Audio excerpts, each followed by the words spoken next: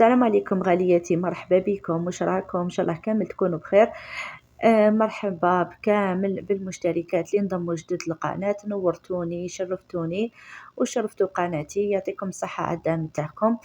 اليوم جيت نطلع عليكم بوصفة من المطبخ الجزائري. رشتة عاصمية، مرقة بيضة بالدجاج والحميصة، مع السر اللي يخلي المرقة تاعها بنينة وخاطرة. وما تنساوليش اشتراك في القناة وفعلوا الجرس باش يلحقكم كامل جديد، اكيد فضلا وليس امرا. هنا في الطنجره ديالي كنت درت نص مغرف كبيره تاع السمن. الاطباق التقليديه يحبوا بزاف السمن، زدت معاهم شويه تاع الزيت ودرت المرسوه تاع الدجاج يتقلاو. هنا بعد ما تقلى لي هذاك الدجاج ضفت عليه حبه تاع بصل كبيره اللي كنت رحيتها مع حبه تاع اللفت كبيرتان. اللفت هي اللي راح تعطينا هذيك البنة وتخلي المرقة تاعنا تجي خاطرة، يعني تعطيها بنة وتان كما قلت لكم المرقة تاعنا تجينا خاطرة. نضيف عليهم الحميصة، انا الحميصة هنا عندي ماشي طايبة. ندير لي زيبيس، درت الملح وندير شوية فلفل كحل. تقدروا تان اللي يكون عندها فلفل بيض دير فلفل بيض، اللي ما يكونش عندها دير فلفل كحل. ونديرو شويه تاع القرفه، تحبوا ديروا قرفه عود ولا قرفه مرحيه، ما تكتروش برك القرفه. نديرو شويه راس الحانوت، وهنا كنت زدت شويه تاع لا موطارد اللي راح تعطيها بنه بزاف هايله للمرقه تاعنا. نخلي كلشي يتقلى مليح. من جهه واحده اخرى نولي للرشته، هنا نفتحوها كما راكم تشوفوا.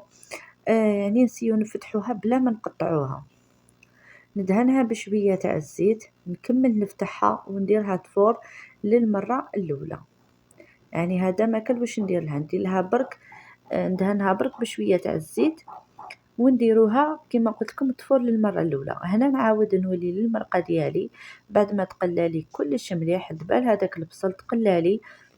هنا جيت نمرق بالماء اللي يكون سخون كما راكم تشوفوا غالياتي، نمرق حتى يتغطى لي هذاك الدجاج. انا هنا كنت طيبت المرقه وحدها والرشته درتها تفور وحدها. من جهه واحده اخرى هنا كانت فارت الرشته للمره الاولى، نجي نفتحها كامل كما راكم تشوفوا، ومن بعد نرشها بالماء. هنا كل وحده على حساب الرشته تاعها. شوفوا الرشته كاين اللي تكون مخدومه غير بالسميد، كاين اللي تكون مخدومه سميد وفارينه والسميد يكون غالب، وكاين وين نشروها ونلقاوها مخدومه كتره بالفارينه. معناتها نتوما عينكم ميزانكم كي تشمخوها، كي تشوفوها يعني تشمخوها كامل تما خلوها شويه وعاودوا فوروها للمره الثانيه. كي تكون نوعيه تاع السميد وحده يعني تحب تتفور 3 مرات، مي كي تكون فيها الفارينه ولا الفارينه غالبه 2 مرات تكون واجده. كما قلت لكم على حسب النوعيه تاع رشته وعينكم ميزانكم. هنايا بعد ما طاب لي هذاك الدجاج والحميصه، هنا جيت نرمي اللفت كما راكم تشوفوا. نديروا اللفت، انا نديرها باللفت. تحبوا ديروا الكورجات يعني القرعه ديروها، كاين اللي يحبوا يزيدوا زروديه، كل واحد كيفاه يحب. مي لو كان تضيفوا زروديه تضيفوها مع الاول قبل ما تمرقوا. شتو زروديه ساعات تجي عاصيه. ونخليها هنايا بعد ما فارت لي الرشته للمره الثانيه. هنا كنت جبت كميه تاع المرقه، اكيد المرقه لازم نصفوها من هذاك البصل، والبصل هذاك اللي قعد في الصفايه نعاودو نرجعوه في الطنجره. وزدت لها قطرات من المزهر، المزهر راح يعطيها واحد الريحه واحد البنه بزاف هايله. ونديرها تفور للمره الثالثه بعد ما رشيتها بالمرقه والمزهر. وهذه هي رشته تاعي. واكيد بعد ما تفور لي المره الثالثه ندير لها شويه تاع ندهنها يعني بشويه تاع المارغرين كيما ندهنوا الطعام. كانت هذه هي رشته تاعي لنهار اليوم، حبيت نشاركها معكم.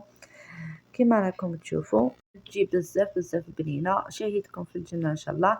ما تنسوا لي جيم كومونتير، اشتركوا في القناه وفعلوا الجرس باش يلحقكم كامل جديد. والسلام.